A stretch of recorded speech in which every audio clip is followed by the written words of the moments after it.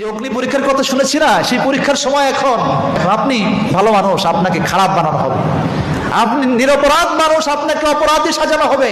মানুষেরা আপনাকে গালি দিবে, মন্দ বলবে, আপনার চরিত্র হরণ করা হবে, আপনার ইজ্জত সম্মান নষ্ট করা হবে। পৃথিবীতে বিচার হবে না, কেউ বুঝতে পারবে না, কিন্তু যিনি বিচার করবেন, যিনি সবকিছু বুঝেন, তিনি কে? এই জন্য আদালতে ইলাহি কায়েম হওয়ার প্রয়োজন আছে। পৃথিবীতে সঠিক বিচার হচ্ছে না, ন্যায্য বিচার হচ্ছে না, মানুষের সাথে বেইনসাফি হচ্ছে, জুলুম হচ্ছে।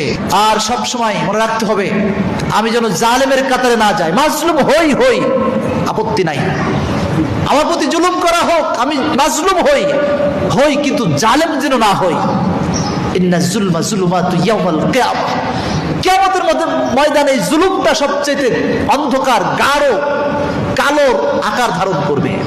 মাজলুম হলে হয়তো কষ্ট হবে, হয়তো আমার ইজ্জত নষ্ট হবে, ব্যবসা নষ্ট হবে, সম্পদ নষ্ট হবে, হয়তো সমাজ থেকে আমাকে বিতাড়িত করবে, অথবা সর্বোচ্চ হয়তো বা আমার মৃত্যুদণ্ড হয়ে যেতে পারে। এর বেশি আর কিছু নয়। কথা বলেন ঠিক কিনা? এই জন্য আজকে আমরা মাজলুম হই হই, আমাদের দ্বারা যেন কেউ জুলুমের শিকার না হয়, আমরা যেন কারো প্রতি জুলুম না করি। আদালত ইলাহির কথা মাথায় রেখে আমরা যেন আমাদের বাকিটা সময় অতিবাহিত করতে পারি।